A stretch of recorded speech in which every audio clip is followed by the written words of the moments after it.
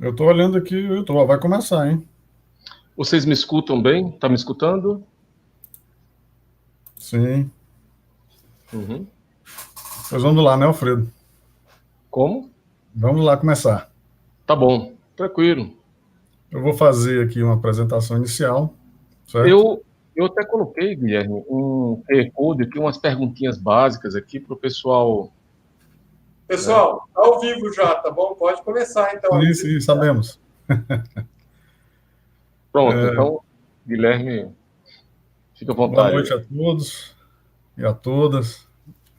Vai ser um dia especial aí para a Sociedade Brasileira de Inteligência Computacional, né, que inova aí nas suas atividades e promove a escola, né, essa escola com tutoriais, né, ministrados por nomes, né, importantes da área aqui no Brasil. Né? Essa é uma atividade, nós começamos esse ano a, uma série de iniciativas com a intenção de divulgar a Sociedade Brasileira de Inteligência Computacional, né, no Instagram, nesse canal do YouTube. Né? E a escola desse ano é a primeira escola virtual, né, que acontece, né, na história da SBIC, né, que remonta lá ao começo, né, dos anos 90. Vocês podem, no canal da SBIC, né, ver outros vídeos que contam essa história, né, lá com seus fundadores, né, professor Pedreira, professor Alexandre Pinto, professor Seixas e professor Caloba. Né? Esses vídeos já estão disponíveis lá. Em breve vem mais novidade. Né? Para não me alongar muito, eu fiz um roteirinho aqui e preciso falar, né? Não posso deixar de falar que ano que vem nós teremos o CEBIC, né? O Congresso Brasileiro de Inteligência Computacional, que vai ser em Joinville, né? Já está acertado, já foi decidido em assembleia da sociedade, ano passado em Belém, né? E o coordenador geral do evento é o professor Rafael Parpinelli, né, da UDESC, né, Universidade do Estado de Santa Catarina, que vai coordenar as ações para esse CEBIC. Né? E para não me alongar muito, né, que eu tenho que apresentar aqui o professor José Alfredo, né, rapidamente, as perguntas devem ser feitas no chat, né, e elas serão lidas, né, eu vou acompanhar o tutorial ao final da palestra, né, ao final do tutorial, de modo que a gente vai ter aí uns minutinhos, aí uns 20 minutos, né, 15 a 20 minutos, para fazer as perguntas, ou passar as perguntas para o professor José Alfredo. Né? Então, eu vou fazer aqui, né, as vezes de mediador, né, e vou apresentar meu querido amigo José Alfredo Costa, professor da Federal, professor titular, né, da Federal do Rio Grande do Norte, um especialista aí em redes neurais auto-organizáveis. Né, o professor, vou ler aqui rapidamente um trecho do seu currículo, tirado aí do CV Lattes. Ele é doutor em engenharia elétrica pela Unicamp, né, pela Faculdade de Engenharia Elétrica e de Computação da Unicamp, e tem é mestrado pela USP de São Carlos, né, Engenharia Elétrica da USP de São Carlos. Né. Tem graduação em engenharia elétrica, mas também possui aí uma graduação em direito, né, recente, né, 2015. Interessante essa formação aí do professor. Fez pós-doutorado na Universidade de Manchester, né, e também na Unicamp. E para a gente fechar aqui essa apresentação, o professor José Alfredo Ferreira Costa, ele foi presidente da Sociedade Brasileira de Inteligência Computacional, à época, né, chamada Sociedade Brasileira de Redes Neurais, entre o período de 2009 e 2013. Né? E atualmente é o tesoureiro da SBIC. Tá? Aí tem vários trabalhos, vários artigos, ampla, atua como revisor, né, de vários eventos, né, vários periódicos. Também organizou um congresso internacional em 2012 em Natal, muito interessante, né, o Ideal 2012. E eu poderia passar aqui vários minutos falando do extenso currículo do professor José Alfredo, da experiência dele em redes neurais artificiais, mas vocês vão ver agora ele em pessoa, literalmente, né, falando sobre isso. Agradeço demais, né, a disponibilidade do professor José Alfredo, né, e pelo tutorial e pela oportunidade de nos brindar aí com o seu saber, né, sobre redes neurais auto-organizáveis. É isso, Alfredo, vou ficar aqui em off, né, mas assistindo ao seu trabalho. A palavra é sua. Muito obrigado, Guilherme, Barreto, meu amigo, Renato Tinós e todo mundo aí, todos os colegas que vocês estão vendo aí. Vocês me escutam bem, né? Eu acho que o Guilherme a gente já fez alguns testes, mas qualquer coisa coloca no chat e Guilherme vai passando para mim, né? Pode fazer esse feedback, tá? Então, já quero fazer uma saudação, né, à nossa Sociedade Brasileira de Inteligência Computacional, né, e já ansioso pelo próximo ano no nosso evento, né, vai acontecer lá em 2021, tá bom? Então, pessoal, eu pediria até para que vocês colocassem aí, né, fizessem um pequeno questionário sobre a experiência de vocês, né? Então, coloca ou esse formulário aqui, ou clica aí nesse QR Code, preenche, as perguntas são simples, se você tem experiência com redes neurais, se você é formado, sua formação nível superior, ou se é formação, se você trabalha com data science, são algumas perguntinhas básicas, porque daqui a pouco a gente pode abrir lá e ver mais ou menos a distribuição da turma, tá? É interessante para um pouco de feedback meu, tá bom? Então, eu posso passar, tiraram o print aí do QR Code, né? Apontam o celular aí para esse QR Code e você vai ser direcionado para um formulário da Google, tá? E aí você, de repente, preenche aí, interessante para a gente ver esse panorama da turma, tá bom? As perguntas bem simples. Pessoal, então, olha, a nossa palestra, né, o nosso tutorial é uma conversa, né? Na realidade, o meu objetivo é um pouco motivar vocês, né, para o uso de mapas, né? E, na realidade, um pouco de discussão em cima de ciência de dados, né? Um pouquinho de uso de mapas auto-organizáveis, né, nesse panorama, tá bom?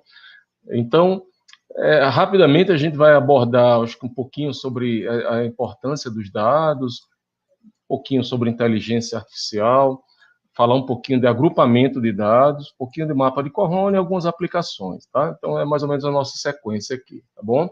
As palavras-chave seriam mapa de Corona, visualização, agrupamento de dados, tá? Mineração de dados, tá bom? Então, como o Guilherme falou, eu não sabia apresentação rápida, né? Então, só para também ficar no slide, a minha graduação é em engenharia elétrica, eu fiz lá mestrado lá em São Carlos, tive uma sorte e uma honra muito grande, meu orientador, o professor Adilson Gonzaga, fiz também uma especialização em engenharia de produção, né? O doutorado lá na Unicamp, professor Márcio Luiz, meu saudoso professor, tive a sorte, a oportunidade de fazer 2 estágios pós-doutorais, atuei já na sociedade, né? Foi o primeiro ano, Guilherme, foi o ano exatamente 2009, lá no congresso lá de Ouro Preto, né? Que aí foi transformada a SBIC, né? Era SBRN. Pessoal, eu tenho outras formações também, né? Formado em Direito e também 2 especializações em Direito, eu tenho, vamos dizer assim, estudado, né? Eu sou um curioso exatamente na questão direito digital, na influência da tecnologia na sociedade, tá? Então, eu coordeno a engenharia de produção, mestrado aqui na Universidade Federal, e participo de grupos ligados a essa interface de direito e tecnologia, tá bom?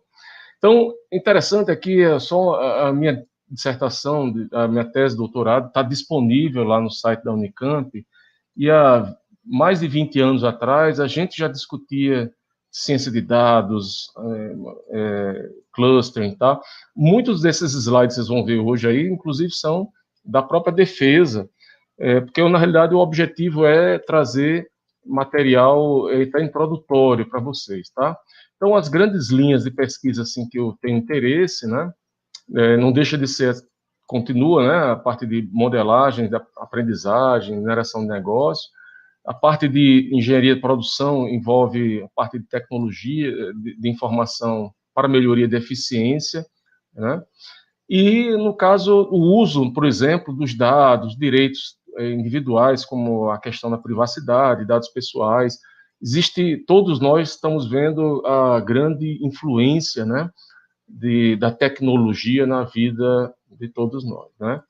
Então, como o Guilherme falou, né, nós organizamos esse evento aqui, além de outros, né, com a honra, né, e você vê, em 2012, nós já falávamos de engenharia de dados, e muita gente ficava assim espantado. Hoje em dia está bem comum, né, que inclusive Guilherme foi coautor, foi o coordenador de programa desse evento, tá? Foi um evento que tivemos uma felicidade muito grande de fazer, né, bem interessante. No ano passado, inclusive, o ideal foi lá na Inglaterra, lá em Manchester, tá? O Instituto Alan Turing organizou junto com a universidade. Nesse ano, vai acontecer agora em novembro, na realidade, na próxima semana, né? Eu não estarei lá, mas meus colegas vai ser na cidade de Guimarães, tá? E organizamos também outros eventos, né? Interessante, isso aqui foi em 2005, o professor Adrião foi o organizador, eu fui o vice-presidente na época, então ainda era a Sociedade Brasileira de Redes Neurais, né? Aqui a abertura, lá de Fortaleza, Guilherme foi o presidente lá desse congresso, aqui eu era presidente da sociedade, né? Nosso amigo vice-presidente, e tivemos aqui também um congresso de bastante sucesso, tá? Então, vamos lá, vamos decolar nossa palestra aqui, no nosso tempo que está corrido, tá? Então, pessoal, quando a gente pensa, né, qual o recurso mais valioso hoje em dia, né, tem essa discussão, né, ouro, petróleo e tantas outras coisas, né? Há uma discussão, inclusive, essa aqui é uma capa de revista de 2017, tá? Então, tem um pouquinho mais de 3 anos, né, que é de maio de 17, então não seria mais petróleo, dados, né? Então, quando você pensa nisso aqui, e aí você tem a questão das marcas, né, não são as empresas, mas as marcas mais valiosas, isso já tem uns 2 meses, mas se pegar a Apple, só a marca Apple, né, vale 241 bilhões, a Google, né? Na realidade, a Apple, como uma empresa, como um todo, vale mais de 1,5 trilhões, né? Mas, então, o que tem essas empresas todas em comum, né? O uso massivo de dados, né? Isso aqui foi de maio de 17 e, mais recentemente, agora em fevereiro de 20, né, a própria revista The Economist, né, fez um artigozinho falando que, na realidade, em vez de ser dados parecidos com óleo, né, o petróleo, seria mais com a luz do sol, né, fazendo uma espécie de alusão que, na realidade, a luz está em todo lugar, né, nas esferas públicas, privadas, tal, e que, na realidade, nós precisamos, de alguma forma ou outra, prover, né, em termos de infraestrutura, todos os canais possíveis, né, para que possamos, de alguma forma, trabalhar isso de forma melhor, né? E aí, o que é que a gente vê aqui, né? Aqui é um pouquinho para quem não é da área de engenharia elétrica, né? Que é a lei de Moore, né? Onde você tem o avanço da capacidade computacional, né? Ao longo dos anos, tá? Então, você tem o número de transistores, né? Encapsulados no CI, né? no processador, tá? E você tem também a questão o avanço da memória, né? Você tem a diminuição e o volume da memória, tá? Então, você tem, então, capacidade computacional crescente, memória com custo decrescente e, na realidade, né, o volume cada vez menor, né? Esse aqui é uma figurinha bem interessante, né? Você vê um HD, alguns anos atrás, né? Eu não estava nascido ainda, mas e 1 tera, né? hoje em dia já disponível em um dispositivo desse aí, tá? Então, na hora que a gente vê, aliado a isso, as capacidades de comunicação, né, cada vez maiores, né, e aí também, né, dispositivos sendo integrados, né, são a internet das coisas, que seria, talvez o nome mais interessante seria coisas conectadas à internet, né, tudo isso junto, né, vai gerando para a gente um mundo cada vez mais complexo, né. Então, esse aqui é um exemplo simples para quem talvez esteja entrando na área, tá? Um exemplo bem simples, antes de eu entrar em mapas de Corrone, mas é exatamente o que a gente está falando do mundo, né? Então, antigamente você tinha uma fechadura dessa, né? Servia para os seus propósitos, tal, mas a gente está vivendo um mundo chamado uma datificação, né? E o que é isso, tá? No momento que você tem um dispositivo desse, tá? Então, você vai, não só existe um treinamento, tem informações aqui, dados, por exemplo, biométricos, senha, você pode usar cartão, e aí você tem não só o acesso ao ambiente, mas quem é que entrou, qual foi a hora, uma série de informações, tá? E que ficam, de alguma forma, conectadas a dispositivos, conectados à nuvem, vão gerando dados, tá? E você vai poder fazer o quê? Não só armazenar esses dados, vai poder entender os perfis, né? De quem entra, quais os horários e qual a frequência, uma série de coisas que podem ser extraídos daí, tá? Então, na realidade, não é só isso aqui que está sendo datificado ou a transformação digital, né? Na realidade, vários dispositivos, né? Estamos vendo aí a questão dos vestíveis, né? Você pode óculos com sistemas computacionais, ou seja, inclusive pode falar, né? Relógios que medem e fazem ligações, mas medem vários parâmetros nossos, tá? E várias outras coisas, tá? E tudo isso, de alguma forma, está indo para a base de dados, por aí afora, tá? Veja essa questão aqui, que é mais recente, né? Mês passado, tem um mês. Você vê que a Apple, né, lançou um relógio agora, um pouco caro, mas que ele mede, inclusive, o oxigênio, né, no sangue, tá? E aí são várias perguntas, né, que para quem, né, tem pessoas que estão hoje em dia, né, cada dia analisando lá os seus perfis. Então a gente está vivendo vamos dizer assim, um mundo de cada vez mais geração de dados, e esses dados vão para onde, né? Muitas pessoas ficam, no caso aqui, por exemplo, tem um sitezinho, né, que mostra a cada 60 segundos, né, a quantidade, o volume de dados, por exemplo, de tweets, né, 100 mil tweets aqui em 2018, 100 mil tweets, tá, 11 milhões de mensagens, isso aqui para 2018, 2019, tá? Vocês podem ver isso aí nesse site aqui, que seria o mundo, um minuto, cada minuto de um dia, né? Tá nesses, dados nunca dormem, né? Nesse sitezinho aqui, tá? Então você vê a quantidade em um minuto, né?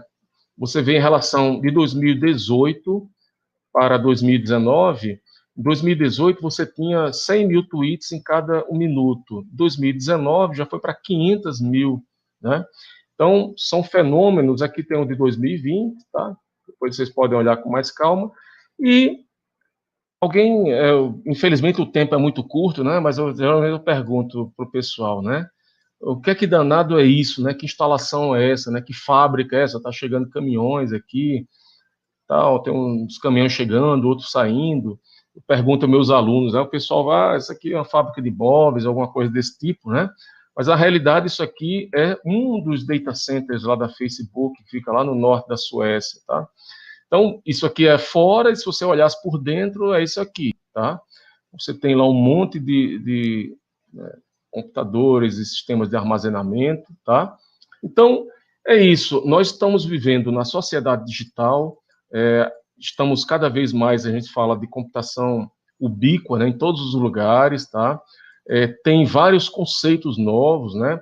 Coisas que nós temos que trabalhar, né? Privacidade versus a segurança, tá?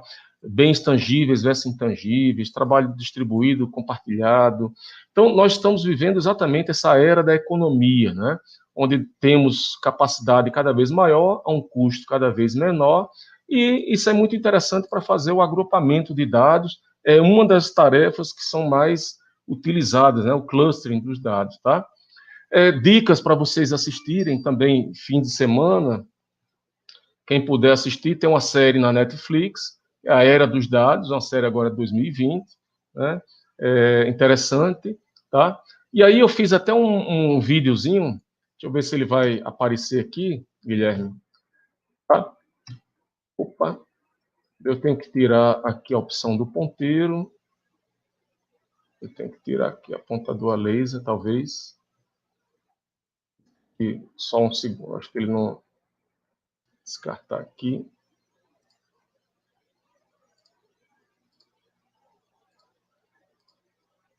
Olha só, eu fiz todo mundo, quem estuda a parte de processamento de imagem vai se lembrar da Lena, mas esse vídeo aqui é só para ilustrar também que a cada interação nossa, né, é só para fazer uma alusão de que eles vão montando, né, cada vez mais uma imagem sobre nós, né, um perfil nosso, tá?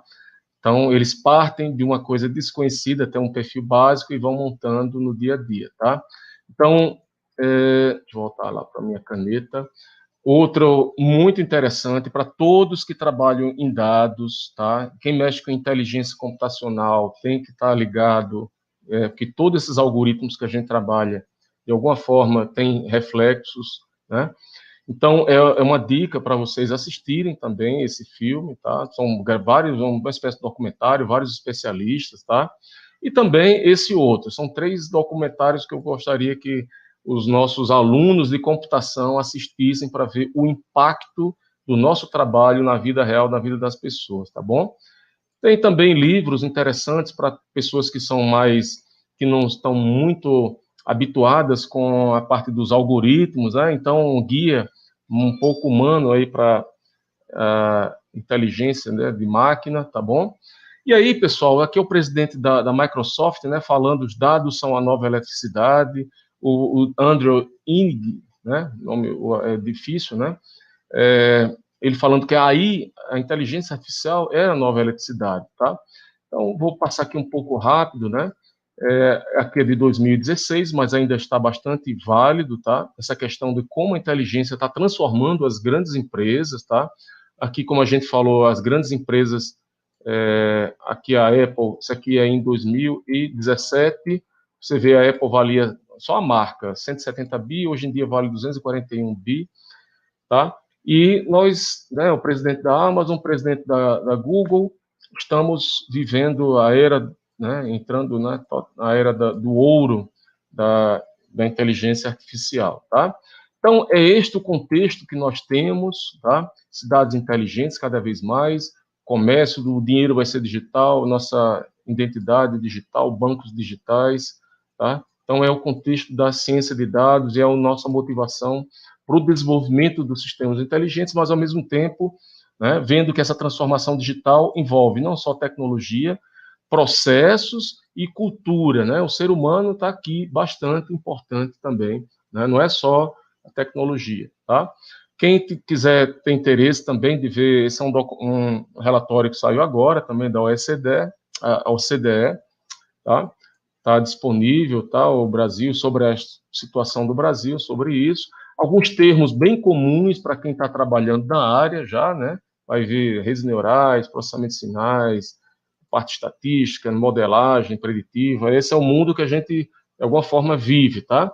Inteligência artificial, rapidamente, né? Só fazendo uma homenagem ao grande, o gigante Alan Turing, tá? Além disso, também a turma lá que trabalhou lá no 1956, onde temos aqui gigantes como Minsky, como Claude Shannon, né? Toda essa turma aqui estava nos primórdios da discussão do que é inteligência artificial. Nossa sociedade é inteligência artificial. O primeiro artigo da área, né, falando sobre a inteligência artificial, do Marvin Minsky, de 1963, se eu não me engano, está disponível até ainda lá no... O I3E não era I3E ainda, é Institute of Radio Engineers, né? Então, eu acho que foi 61, e o I3E mesmo transformou-se a partir do IRE e a American Institute of Electrical Engineers em 63. E essa questão de inteligência artificial é interessante para os alunos novos aí, é que, por exemplo, né, o I3E, nós temos lá, né, o Congresso de Inteligência Computacional, né? Na realidade, você tem as 3 grandes áreas, né? A parte de fuzzy, né, lógica nebulosa, a parte de computação evolucionária e a parte de redes neurais, uma parte mais conexionista, né? Então, esse modelo, né, da sociedade lá do I3E, Internacional de Computação Inteligente, nós seguimos também, tá? Inclusive, nós temos, nós aqui, o professor Fernando, e tem uma turma que não só o trabalho da nossa sociedade, mas a gente apoia lá um evento que é o LACCI, e nós seguimos também mais ou menos essas linhas, né? As linhas de fuzzy, neural, tal. Então, a gente abarca todo esse grupo, que é mais ou menos também um modelo da nossa sociedade, tá bom? Então, o que seria atributos de um sistema inteligente, né? Alguns atributos como aprendizado, parte de um conjunto de regras, é limitado, incremental, né? Eu posso desaprender para poder dar espaço ao aprendizado. Como é que seria adaptação, reconhecimento de padrões, tolerância a falhas, robustez, né? Então, todos esses aspectos aí são aspectos levados em consideração, além de outros, né? Hoje em dia se fala muito, tem vários algoritmos de transferência de conhecimento, né? De aprendizado, tem vários aspectos. E é interessante, eu coloquei aqui, né, um símbolozinho, a gente se lembra sempre das redes neurais, mas a gente, olhando inclusive para cá, né, a gente sabe que consideramos, né, que a inteligência, né, é um processo que emerge da coletividade, né? Então, assim como você pode ter inteligência que a gente chama em colônias de formigas, né? Você tem processos coletivos como uma revoada de pássaros, um cardume de peixes e vários outros exemplos da natureza, fenômenos coletivos que você tem processos que de alguma forma ou outra aprendem e têm suas motivações para estarem lá. Essa aqui é uma figurinha bem interessante, né, que já entra mais na área de aprendizado de máquina, com as 3, onde nós temos o aprendizado não supervisionado, supervisionado e o aprendizado por reforço. A palestra de hoje, ou a discussão nossa, já é mais ligada a não supervisionado, né? E todas essas linhas aqui, o que tem em comum é que os algoritmos, eles aprendem, existem modelos, mas existem parâmetros que eles são sintonizados com os dados. Então, daí a grande preocupação também das bases de dados lá, né? Então, mapas de Cohn estão aqui, dessa linha aqui, tá bom? E a minha motivação, pessoal, essa aqui é uma figura que, inclusive, está no capítulo 1 da minha tese, doutorado, é exatamente aqui uma criança, aqui uma rede neural, né, da parte traseira, aqui da região occipital, e aqui você tem a parte mais externa, mais interna, do córtex visual, e você tem até uma criança aqui recém-nascida, um bebê com 3 meses e com 2 anos. Então, os processos de auto-organização são bem complexos, mas me atraíram bastante atenção, né, na época, né, eu queria entender, né, mas são problemas em aberto, muita gente trabalha com isso ainda hoje. Quem nunca viu uma rede neural, aqui seria o caso da formação de sinapses, né, entre os neurônios, tá? Eu não vou me estender muito no vídeo. Então, redes neurais, você tem uma gama bastante grande de arquiteturas e tipos de neurônios diferentes, tá? E aí você tem um mundo de ciências de dados, onde é que você tem várias áreas que estão trabalhando em conjunto, né? Para, né, você, parte de matemática, né? Parte de cálculo, álgebra, parte estatística, computação avançada, visualização, tá? Então, são várias competências, né? Por isso que o cientista de dados, ou pessoas que estão trabalhando nessa área, você não encontra facilmente por aí, né? Então, são algumas áreas aí, né, que a gente está discutindo, e aqui uma figurinha bem interessante, né, antiga já, mas muito clássica, do Fayad, né, onde na hora a gente tem lá o fluxo, né, de geração, a descoberta de conhecimento em base de dados, você tem seleção de dados, pré-processamento, transformações dos dados, até que você chegue aqui na questão, por exemplo, da aplicação do clustering, né? A aplicação do mapa de Cohn aqui num ponto desse aqui, você já teve vamos dizer assim, um projeto de KDD, um esforço bastante grande, tá? Nessas fases anteriores, tá bom? Então, esse aqui é o artigo, né? E aí, ó, aqui também está essa mesma figurinha, né? Tá aqui nesse site aqui, numa forma mais interessante, onde você cresce aqui, né? Nessa questão do valor do negócio e a questão da maturidade analítica, tá? Então, você vê a aplicação do mapa de Cohn seria mais ou menos por aqui, né? Vocês vão ver, tá? E é só essa figurinha aqui, também é só para lembrar vocês que essas fases aqui, elas não são um fluxo contínuo, não, né? Você tem um processo de mineração de dados, você tem realimentações, você tem possibilidades de retorno, tá? Para fases anteriores, tá? Você pode fazer esses retornos aí. Tudo isso está inspirado, inclusive, né?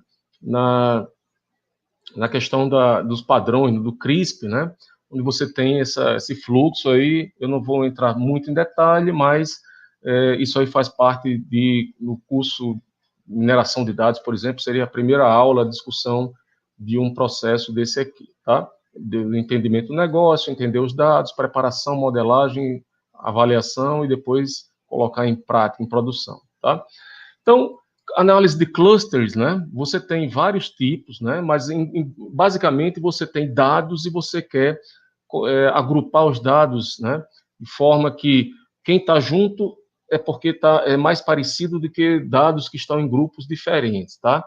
Então, muitas vezes, o que é que você tem? Tem N registros, né? Dados descritos por P valores ou atributos, né?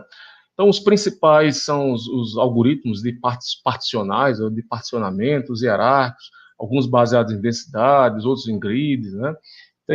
Então, basicamente, você vai ter uma base de dados, vamos pensar assim de forma simples, mas uma tabela, P atributos, N linhas, né? E o objetivo aqui é particionar, ou seja, gerar classes, né? No caso das classes CRISP, né? A interseção das classes vai ser nula, né? A união de todos os subconjuntos vai ser a base de dados toda, e nesse caso do CRISP você não teria interseção. Nos dados das classes fuzzy você tem interseção, tá? Então, o problema, muitas vezes, é porque você vai ter dados de formatos muito diferentes. Por exemplo, aqui você tem dois clusters bem fáceis de ver, né? Agrupamentos, né, visualmente, né? Aqui você tem o que a gente chama de cluster cigarette clusters.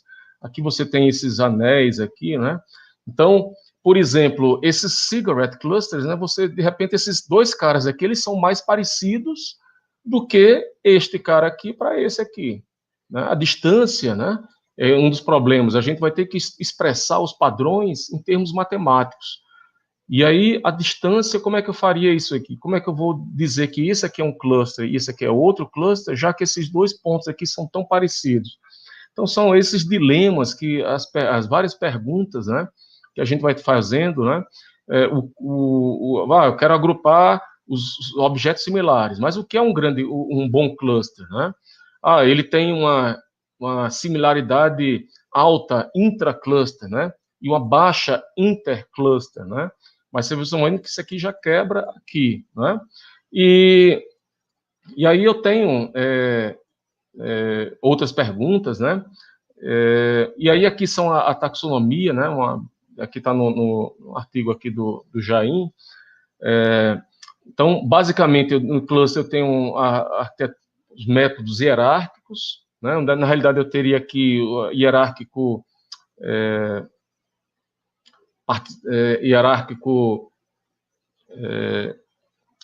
top-down e bottom-up, né? Os métodos particionais, eu tenho vários métodos. Aqui é uma simplificação de uma enormidade de classes de métodos que existem hoje em dia, tá?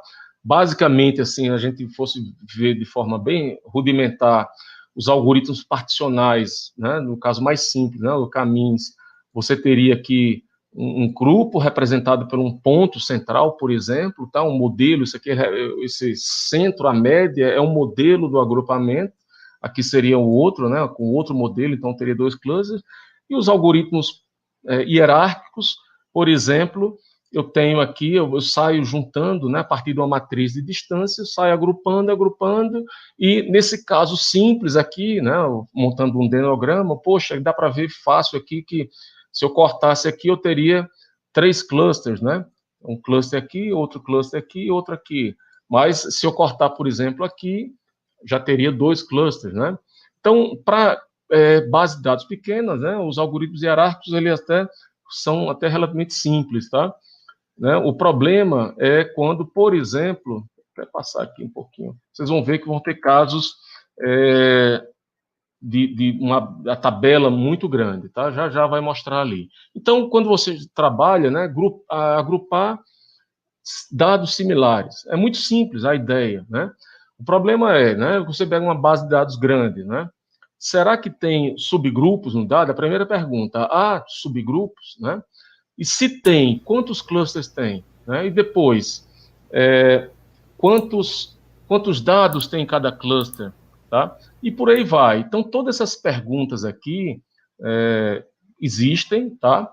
A representação, a avaliação. Aqui é exatamente uma pergunta que a gente faria, né? Clusters complexos como esse aqui, né? Onde o ponto AB e o ponto BC, pronto, o AB ele está mais próximo, eles estão mais próximos do que do B e do C. E aí você diz, ó, esse aqui é um cluster, né? Então, uma das maneiras de você definir o que é um cluster, né? Em vez de você falar, agrupe os objetos que são similares, você poderia fazer o seguinte, se isso aqui é uma densidade de pontos no espaço, e aqui é outra densidade alta no espaço, seria mais ou menos o seguinte, um cluster é uma região do espaço de alta densidade, separada de outras regiões de alta densidade por uma região com menos densidade de pontos, uma região com uma densidade menor. Então, se você tem uma definição dessa aqui, você tem uma forma assim, mais geral de explicar. Então, você tem os problemas, né? Esse aqui é de 1976, né? O Jain já falava lá do dilema das escolhas dos vários parâmetros, tá?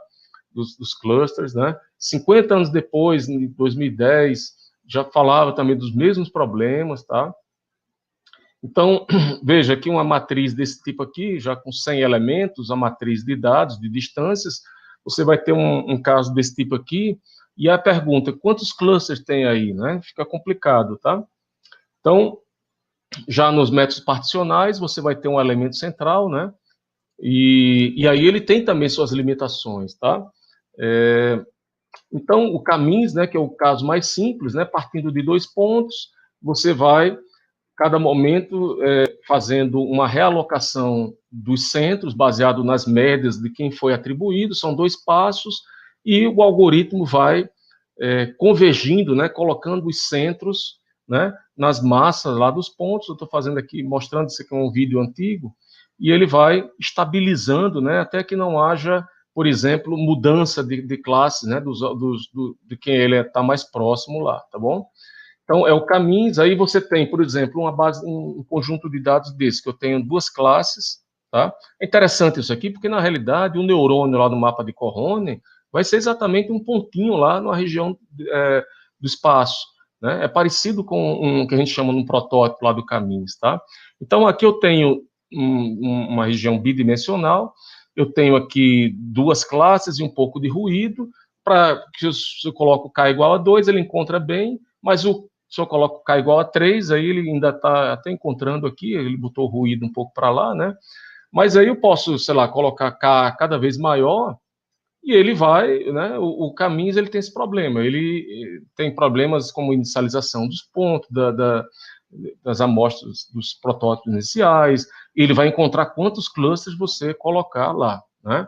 Problemas, está ruim aqui de visualizar, mas problemas como esse aqui, ele vai causar erros lá, né, da separação. Ficou ruim a figura aqui, porque eu fiz alguns riscos, tá? E aí a gente chega, né, por que o uso do mapa de Corrone, tá, pessoal? Porque eu fui atrás do mapa, né, exatamente por causa disso. Em vez de você trabalhar com um ponto que represente uma massa de dados, a ideia, tá ruim de ver aqui, que tá fininho, mas seria uma espécie de representação distribuída, ou alguma coisa como se fosse um grafo, tá? O que você está vendo aqui seria as cores aqui, o que está em azul uma distância pequena, o que está mais assim para vermelho uma distância maior. Se você representa só por um ponto, né, a distorção, né, desse ponto aqui para o elemento central é muito maior do que se você tem um conjunto de pontos, que a gente diz assim, conjuntamente rotulado, né? Então, basicamente, o que o mapa de Cohone busca, imagine que isso aqui fosse um registro, podia ser, né, só por alusão, coloquei informações associadas a um elemento químico, mas você poderia, né, a partir disso aqui, o Mendeley, lá, quase 2 séculos atrás, 1,5 século atrás, né, ele chegou a uma coisa desse tipo aqui, onde agrupou coisas parecidas em regiões parecidas. É mais ou menos o que o mapa de Cohone vai fazer, tá? Então, você tem aqui, ó, os alcalinos terrosos, não metais, tá lá. Então, você tem coisas parecidas em regiões parecidas, é o que o mapa de Cohone vai tentar estruturar essas informações. Então, o Cohone trabalhou basicamente os 2 primeiros artigos feitos, primeiro relatório, 2 artigos aqui em 82 e um conjunto grande, né? Então, ele trabalha em cima do aprendizado não supervisionado, a arquitetura é relativamente simples, né? O problema é que a análise matemática da convergência, né, é relativamente difícil, tá? Lá no site lá da Finlândia, você vai ver vários exemplos, né, em MATLAB, em vários ambientes, tá? Então, aplicações são várias, aqui são os 2 primeiros artigos, tá? Que o Cohone trabalhou, né? Mapas unidimensionais, tá? A Biological Cybernetics, tá? Então, você tem um livro até mais recente dele, quer dizer, eu acho que já tem vários, tem outros aqui, e tem esse aqui que ele lançou, está disponível em PDF, né, 2014, até com várias implementações lá em MATLAB, tá? Então, quando eu olho o mapa de Cohone, pessoal, eu vejo como se fosse uma imagem multiespectral. Cada neurônio, ele tem um endereço de saída, né, mas ao mesmo tempo associado a cada neurônio, né, o endereço do pixel, você tem um vetor associado a ele, tá? Então, se eu tenho meu vetor de entrada lá, meu padrão tem 3 elementos, né? A minha dimensionalidade é 3, eu vou ter um vetor 3. Se eu tenho 7, isso aqui seria um vetor de 7 valores, né? Cada vetor desse aqui. Então, o mapa de Cohone é uma espécie de imagem multiespectral, né? A gente podia fazer uma alusão isso aqui para 3, o RGB, né? 3 cores, cada pixel com suas 3 componentes, né, que a gente poderia dizer. Então, tem 2 distâncias associadas aqui. Primeiro, tem a distância entre os pixels, ou entre os endereços que a gente chama da grade de saída, né? E você tem uma distância entre os pesos, tá? Eu posso calcular uma distância vetorial entre os pesos, né, de neurônios vizinhos, por exemplo. Então, tem essa distância dos pesos e a distância da grade de saída, tá? Então, aqui, no caso bidimensional. Então, eu imagino, né, o mapa de Cohone, do jeito que a gente tem uma imagem, né? Eu tenho aqui, cada pixel aí tem a cor RGB, tá? Então, você tem aqui uma imagem dessa colorida, né, no nosso computador. Você tem uma parte que é feita de componentes R, uma de verde e outra de azul. E isso aí né, nós temos essas, vamos dizer assim, essas camadas que a gente chama componentes. É muito parecido com o mapa de Cohone, tá? Então, cada camada desse aí, tá? O mapa de Cohone, um neurônio, na realidade, é um vetor, tá? E aí você tem o quê? Esse vetor aí eu vou poder fazer cálculos entre vetores vizinhos, tá? O aprendizado do mapa de Cohone, pessoal, é um aprendizado que envolve o quê? Dado que eu coloco um padrão, eu busco para o neurônio mais parecido, e uma vez que eu encontro o mais parecido, ele é muito semelhante ao aprendizado competitivo, e ele vai atualizar não só, né, ele vai fazer uma sintonia, busca pela sintonia, né, do meu vetor de neurônio ao dado, né, mas não só fazer essa redução, né, eu vou movimentar meu neurônio na direção do padrão, para que ele fique mais parecido e na próxima vez ele ganhe novamente aquela competição, né? Mas não só ele, mas também os seus vizinhos. E essa vizinhança, com o tempo, ela é reduzida, né? Então, tem essas variações aí, então a gente chama isso um processo de competição e colaboração. Hoje em dia, a gente usa muito o algoritmo em lote, né? Já tem bastante tempo, né? Onde essas atualizações são feitas, na realidade, uma espécie de somatório vetorial de toda a época, né? Então, aplicações, aqui você vê o mapa de Cohone, né? Países, por exemplo, onde você tem uma projeção, né? No caso aqui, já tem uns 30 anos, na realidade, isso aqui, Brasil, Bolívia, tudo era o mapa da pobreza mundial, tá? Exemplos do mapa de Cohone, né? Aqui um mapa, imagina um conjuntinho de dados bem simples, aqui de três subconjuntos, um mapa inicial e depois, com um determinado tempo, aqui você vê que os neurônios ficam mais próximos, né? E aí você tem, por exemplo, se eu pegasse aqui uma imagem da matriz Lena e pegasse vários quadradinhos, né? Por exemplo, nesse caso aqui, eu peguei quadradinhos 3x3 e rodasse lá no mapa, né? Um mapa 10x10. Aí você ia ver mais ou menos isso aqui, tá? Aqui são neurônios, né? Um neurônio é uma espécie de um centroide, né? Que está lá representando um conjunto de padrões, tá? Então, essa mesma imagem aqui você poderia ver por perfis de plots, tá? E aí a grande pergunta é, quantos clusters tem aí, né? Como é que eu podia dividir isso aqui em tantos clusters, né? Que seria esse caso aqui exatamente, né? Então, o que se faz normalmente, né?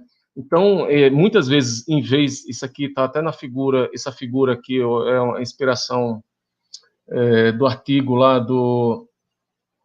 Acho que faltou, deve estar em branco aqui, mas é o pessoal lá da Finlândia, né? A Ilomeni, a turma lá, Transactions,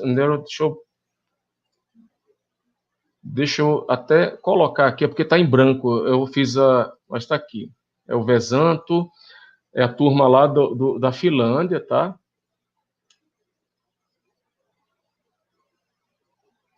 Tá? Pessoal lá do Vesanto, tal. A minha tese de doutorado foi um pouquinho antes desse artigo aqui, tá? Foi em 99, mas eu já usava essa estrutura. A partir de um conjunto de dados, né, gera um mapa de Cohone e segmente o mapa de Cohone para encontrar os clusters, em vez de você fazer o cluster direto aqui nos dados, fazer o cluster dos neurônios. Porque se esses neurônios eles estão representando os dados, né, se tem algum tipo de representação, então isso aqui seria uma associação, né, dos clusters, seria uma associação dos mapas, tá? Então, o grande problema seria quantos clusters tem numa situação dessa aí, né? Então, inicialmente, o pessoal fazia o quê? Segmentação manual. Por exemplo, aqui, né, nos trabalhos do Ritter, do Cohone e tal, isso aqui é de 89, tal, você via lá, eles pegavam e faziam a rotulação do mapa, depois faziam essas segmentações, né? Ao longo do tempo, pessoal, a gente trabalhou com algumas abordagens. Por exemplo, trabalhamos com morfologia matemática, trabalhamos com particionamento de grafo, trabalhamos com a parte de hierarquia, métodos hierárquicos, mas que estava restrito você só podia fazer a união de neurônios vizinhos, ou seja, você tinha uma restrição pela contiguidade, né, neurônios imediatamente vizinhos, tá? Então, na realidade, e se vocês buscarem na literatura, vocês vão ver muitos pesquisadores, né, trabalharam, né, nessa área, tá? Bastante vasto, tá? Mas a abordagem inicialmente que a gente trabalhou foi em cima da matriz U, né, do Alfred Utsch, né, onde naquela distância cada neurônio ele tem um vetor associado, né, e eu posso calcular a distância vetorial entre eles e posso projetar, por exemplo, no eixo Z, tá? E na altura, né? E aí você teria uma espécie de uma superfície, né? Então, você tem, na realidade, se o mapa tem N por M, você vai ter mais ou menos, a matriz U, ela é quase o dobro, né? Ela é 2N menos 1, 2N menos 1, né? Porque, na realidade, a matriz U, ela calcula essas distâncias e depois faz interpolações, né? Faz uma série de interpolações para encontrar, tá? Mais ou menos isso aqui. Você tem dois neurônios vizinhos, tá? São dois vetores, e você vai calcular a distância entre eles, tá? E você vai, então, projetar essa distância. Veja que o mapa ele tem tamanho N por M, mas a matriz U vai ter, então, 2M, 2M menos 1. É quase o dobro, tá? E aí você vê, por exemplo, né, um mapa desse aqui, ó, essas distâncias entre esses neurônios. Veja que as distâncias curtas aqui, ó, distâncias pequenas vão gerar alturas pequenas. Distâncias maiores aqui vão gerar essas alturas maiores aqui. E com isso você está vendo aqui uma matriz U na forma, vamos dizer assim, de superfície e aqui numa forma de imagem bidimensional, tá? O problema que eu tinha, né, lá nos anos 90 era, eu quero tudo bem, eu estou vendo aqui que tem 3 clusters, né? A matriz U ela consegue mostrar um exemplo simples desse. Mas qual é o canto certo para fazer essa quebra, né? É por aqui, né? Qual a região? Se eu quisesse fazer com a linha de 1 pixel, né? E a partir daí a gente foi e discutindo, fizemos um método que era baseado numa método de morfologia matemática, né, aplicado a imagens, tá? Onde as imagens elas têm normalmente bastante ruído, e em vez de eu utilizar todos os mínimos locais, né, eu buscava os marcadores, né, para fazer o crescimento das regiões. Em vez de usar todos os mínimos, a gente tem que fazer uma espécie de regularização para pegar os mínimos assim mais importantes, tá? Para que não ocorresse o que a gente chama de sobressegmentação, tá?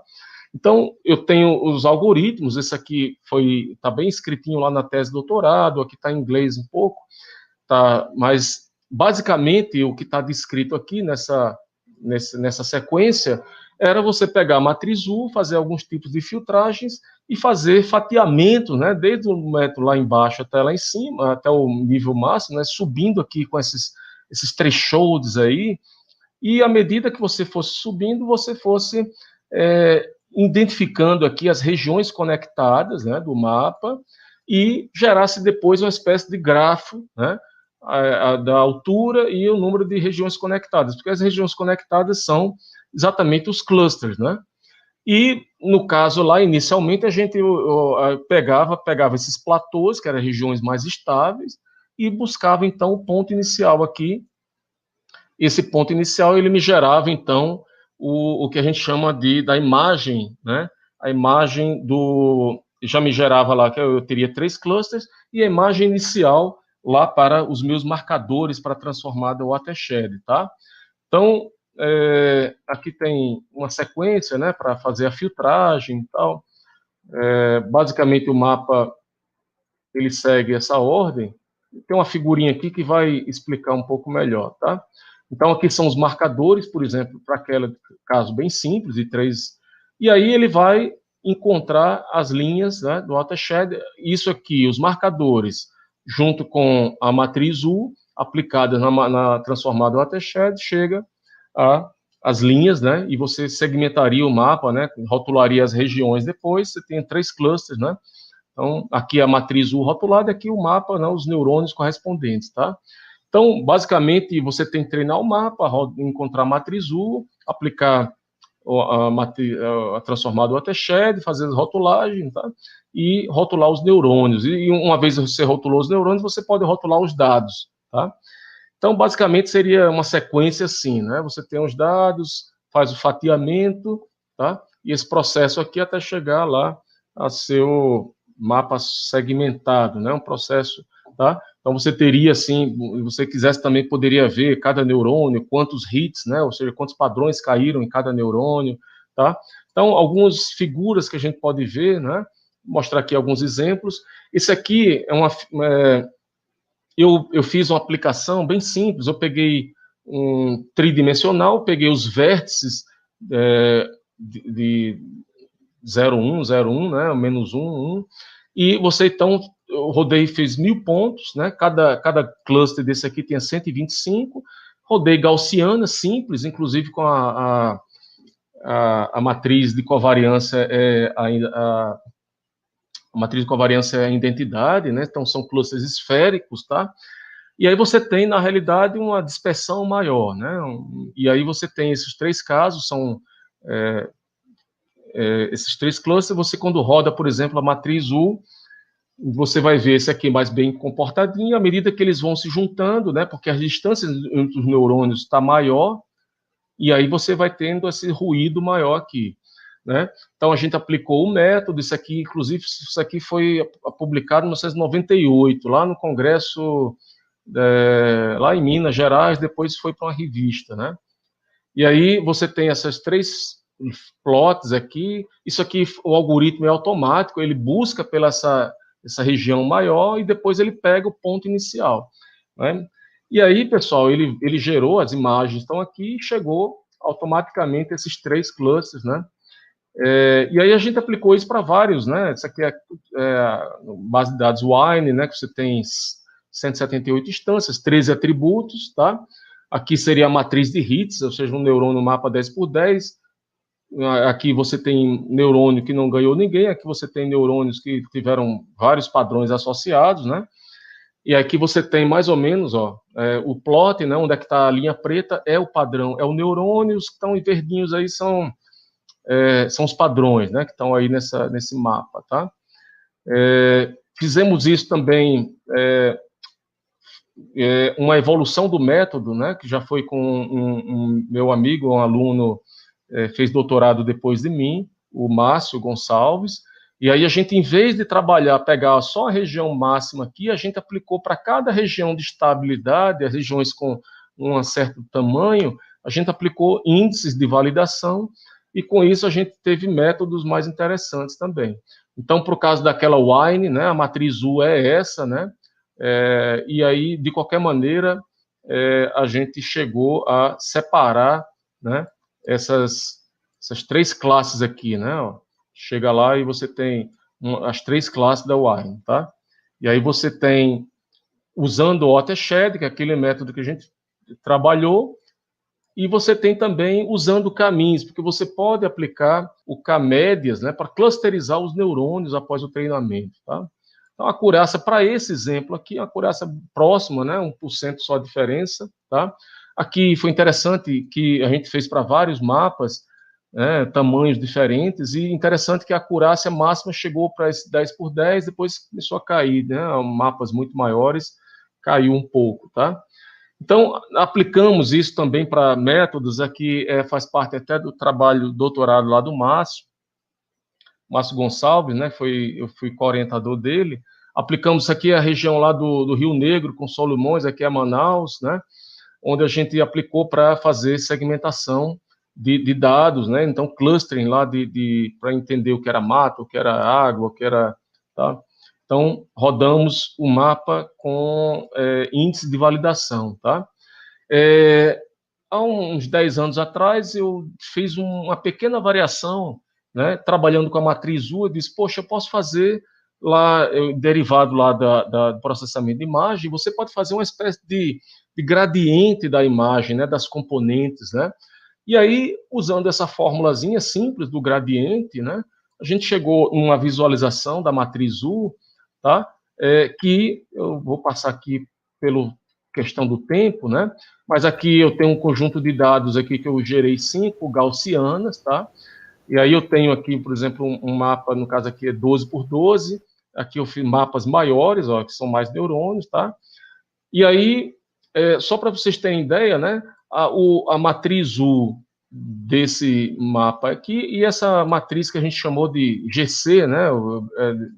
Porque era baseado exatamente na gradiente, né? Uma matriz gradiente, ela tem uma visualização melhor, né? Dá para você ver aqui que ela tem ela mais, até porque tem uma interpolação, tudo. E aí, para esse exemplo aqui, ó, você vê, estou vendo aqui, Alfredo? 8 horas, né? Tem mais uns 10 minutos, Guilherme? Seria interessante que tivesse as perguntas, né? Porque o outro tutorial começa por volta de 8h30 também. Tá bom. Eu vou correr aqui. Beleza. Imaginar que teria até, no máximo, estourando a boa vontade, claro que eu gosto dessa área, né? Assim, até 8h15, né, cara? Tá bom. Beleza. Então, me dá mais 10 minutos e eu acabo aqui, tá bom? Dá menos. Tenta botar menos aí, tá cara. Bom, beleza. Vou correr. Tá bom. Um abraço. Então, pessoal, aqui só para vocês verem, né, no caso da aplicação do mapa, vou passar aqui um pouco. Aqui, para o caso de uma base de dados Chainlink, também é uma base de dados interessante, porque são duas classes que não são linearmente separáveis, né? E a aplicação do método, né? Ele gerando lá, que cada bolinha dessa aqui é um neurônio, eles estão rotulados conjuntamente, né? E aí, aqui essa matriz de gradiente, aqui é a matriz U e aqui é a matriz gradiente, né? Por causa da Chainlink, só para vocês verem. Caso a gente fez alguns papers, né, a gente viu que ela tinha uma estabilidade maior para alguns parâmetros, né. Vou passar aqui um pouco, né, mas a gente fez também, usando o mapa, vendo lá a questão de se isso aqui fosse um grafo e eu fosse fazer um fatiamento desse grafo, né, um particionamento, tá?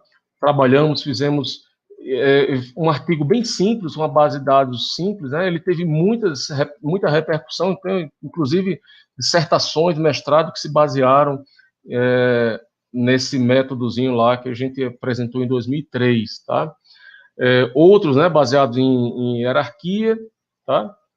Eu vou passar aqui um pouco, pessoal, mas todos esses são baseados em quê? O objetivo é segmentar mapas, tá? Trabalhamos também, fizemos, uma vez que a gente segmentou o mapa, a gente disse, será que eu não tenho subclusters, né?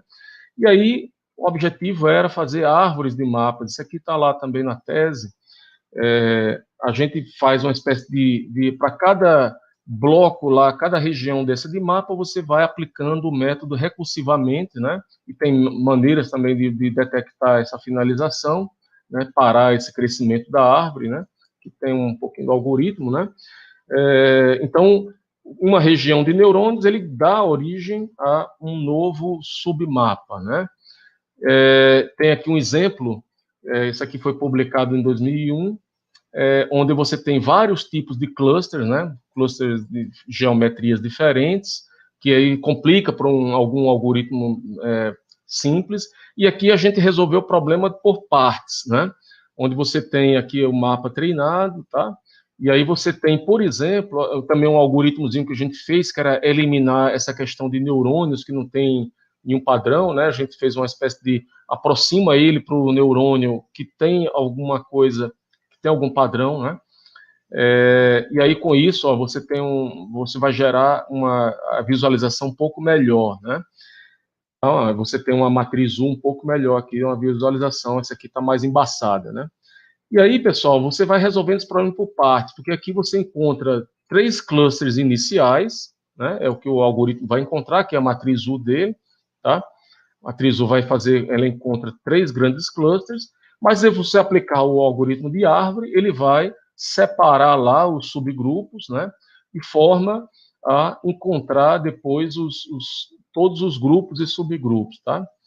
Então, assim como no caso da íris, né, que a gente sabe que tem 2 grupos conectados, né, então você tem lá uma ideia de que você tem aqui, do ponto de vista de mineração de dados, a grosso modo, 2 grupos, né, porque eles estão, de alguma forma, o grupo 2 e 3 há uma interseção, então o grupo 1 é totalmente isolado, né, mas se você aplicar o método, esse aqui ele não consegue crescer na árvore, e esse aqui ele ainda consegue dividir, né?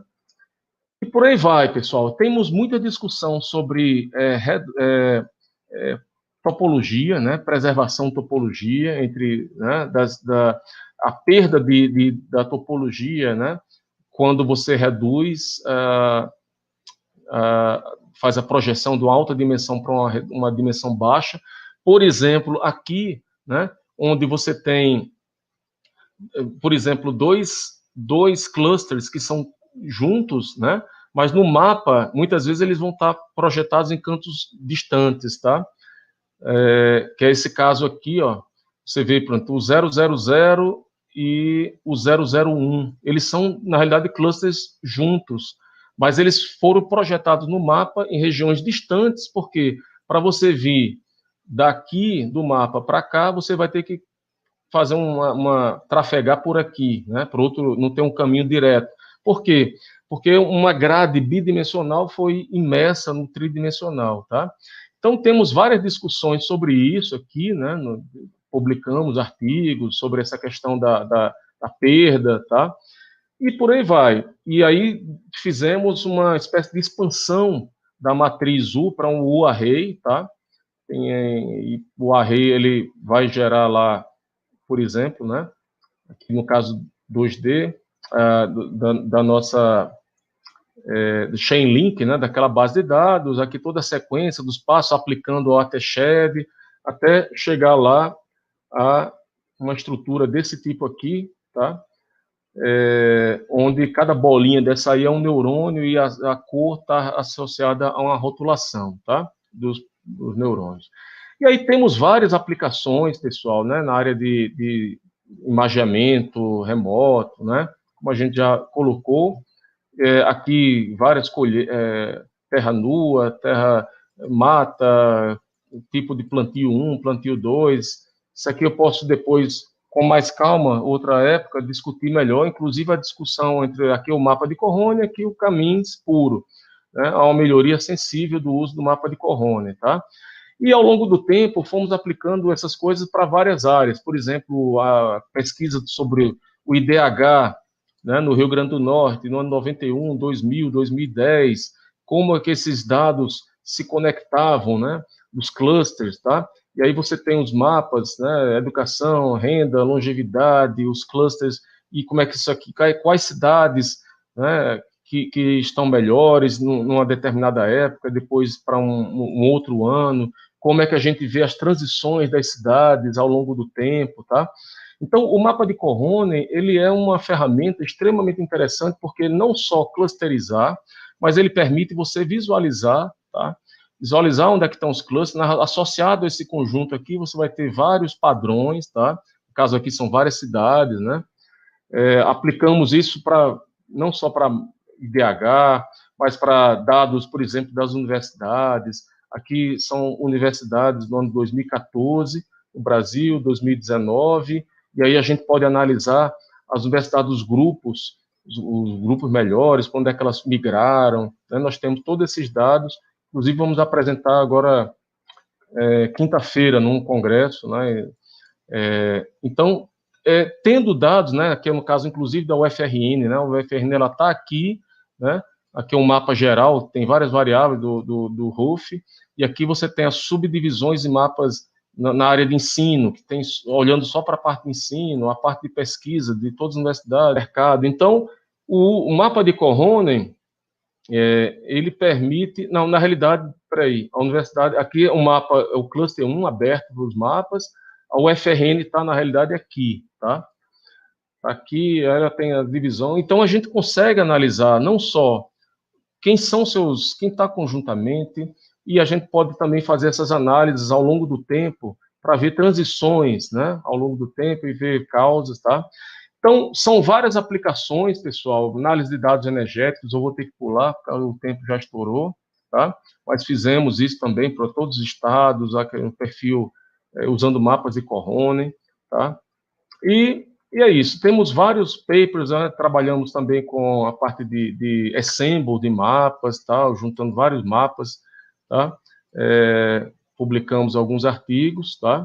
Mapas de Corrone, trabalhamos com outras abordagens, tá? Um ex-aluno meu, fizemos, e já estou na parte final, pessoal, e é isso. A mensagem que eu deixo, né, para todos os alunos de engenharia, né, é que busquem, né, tem muita coisa a ser criada, tá?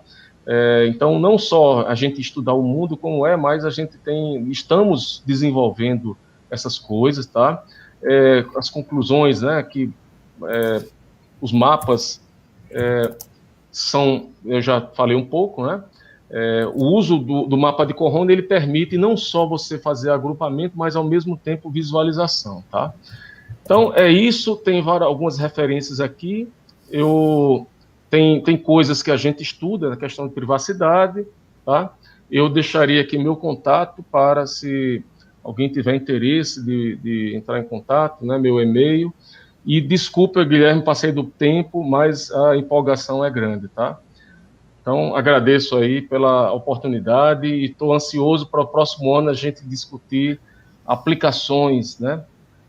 Quero ver alunos que estejam aplicando o mapa de Corrone e essas técnicas no próximo ano. Ok, professor José Alfredo, obrigado pelo tutorial. Um pouquinho esticado, mas, né, nossa primeira vez fazendo esse tipo de tutorial, de escola. A gente não vai tirar nenhum pontinho de você, não. Vamos ver aqui esses minutinhos que sobram. Só um minuto, viu, Guilherme? Diga, claro. Vocês estão vendo a minha tela ainda? Sim, claro. 45 pessoas responderam, tá? Então, temos aí pessoas que pouco, né? Da parte de conhecimento e inteligência computacional, tem muita gente iniciante aí, tá? Pessoal que mexeu pouco ainda, né? 16 médio, né? E 3 que já tem uma experiência maior, né? Aqui a formação, a maioria são estudantes de pós-graduação, quase a metade, tá? Os mestres, então, esse grupo, eu vou passar isso aqui para você depois. Na área de pesquisa também é bem variada, né? Mas a maioria aqui é o pessoal de engenharia elétrica, tá? Bem interessante. E depois vem o pessoal de engenharia e computação. Basicamente 55% aqui do grupo. Trabalha em data science, 42% não mexeu ainda em ciência de dados, 24%. Se a gente juntar esses dois aqui, que é iniciante e não trabalhou ainda, isso aqui vai para 2/3 praticamente. Então tem muito chão aí para a gente andar e ajudar esses meninos aí a trabalharem. E aí a tarefa que mais as pessoas já trabalharam foi a parte de classificação de padrões, né? Análise de agrupamento tem um pouco também. Trabalhou com redes neurais. Oi? Tem uma pergunta aqui. Tá. Do Fernando Borges, né? Está acompanhando Beleza. a live, né? Que é com relação ao custo computacional, né? O que é que você diz hoje? Qual seria o tempo de processamento para a geração de um mapa de Corona? Por exemplo, talvez relacionado com CAMEDES. Hoje nós temos uma base de dados muito grande, né? Big Data. E o que é que você diz? É uma rede pesada? Comparado com Deep Learning, por exemplo, ou intermediário? Fale um pouquinho aí a respeito. Que tipo de máquina você usa para trabalhar com o mapa de Corona, com a rede de Corona propriamente? Essas aplicações, na realidade, as aplicações que a gente fez, né, e colocou aqui são aplicações menores, né? Então, em relação ao Deep Learning, né, eu considero que o mapa de Corona, o que é que ele faz, né? Tem um custo computacional, deixa eu até colocar aqui um algoritmo para facilitar quais são os passos mais importantes aqui. Deixa eu ver se eu... Que é onde é que é pesado, né? Só um segundo. E também, já aproveitando aí, tem uma outra pergunta aqui do Adriano Ferreira, né? Vai aparecer aí no chat, na tela daqui a pouco. Mas eu tenho acesso ao chat aqui. Ele perguntou a respeito, né, do uso de mapas de Corona em problemas de otimização, né? Que, na verdade, existe uma aplicação clássica do mapa de Corona no problema do caixeiro viajante, né? Que é um problema de otimização combinatória, né? E faz uso da ideia de preservação da topologia, né? Não é isso? Inclusive temos um artigo, né? Eu com o Frederico Carvalho, o professor Adrião também, fizemos um artigo em 2002, foi publicado inclusive naquela revista International Journal Neurosystems, exatamente isso. Você tem um conjunto de cidades e você tem um mapa unidimensional no formato, na realidade ele é contínuo, né? O último neurônio ele se conecta no primeiro, né? Uma espécie de... E aí fizemos esse algoritmo, comparamos com vários outros algoritmos e foi bem sucedido, né? Então tem essas aplicações, eu me lembro isso aí, né? Fizemos isso já tem uns 20 anos, né? Então, para a otimização, assim, eu não tenho trabalhado muito, né? Faz um bom tempo, né? Mas há uma possibilidade, certamente. Claro, né? claro, né? Eu coloco já no chat aí até o link, eu posso colocar o pré-print aí do artigo, tá? Para a gente Agora, finalizar sobre o mapa... aqui, tem uma pergunta aqui desculpa interrompê-lo aí, né? Porque tem mais uma pergunta Tá. aqui do professor Rafael Parpinelli, né? O organizador do CBIC 2021. Alguma aplicação recente envolvendo diagnóstico ou identificações de padrões no contexto da Covid-19? Você viu alguma coisa nesse sentido? Rapaz, Mapas vi, auto-organizados? mas eu não poderia aqui abordar, eu não li com profundidade, tá? Mas seria uma grande aplicação, tá? Eu tenho estado, assim, bem envolvido com outras áreas, inclusive com Deep Learning, né, também, e por incrível que pareça, Guilherme, trabalhando com processamento de linguagem natural, porque a aplicação que temos hoje em dia, a fonte maior de pesquisa nossa está sendo processamento de textos jurídicos, né, de bases de processos e tudo, e aí em cima de Deep Learning e textos, né, bastante texto. Então,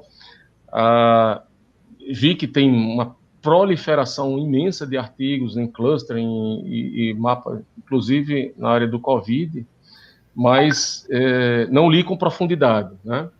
De qualquer maneira, só para fechar uma pergunta que houve, né? Quanto maior a base de dados, né? E quanto maior o mapa, mais vai ser o custo de você encontrar um neurônio vencedor, tá? E mais vai ser o custo também de um mapa maior, você calcular tudo isso aqui para atualização de todos os pesos dos vizinhos, né? E calcular essa vizinhança. Agora, o que é que tem acontecido? Alfredo, você é indelicado, meu amigo. Tá. Infelizmente. Só para fechar. Sim, Só um fecha aí. segundo. Fala do seu contato também, se puder. Pronto.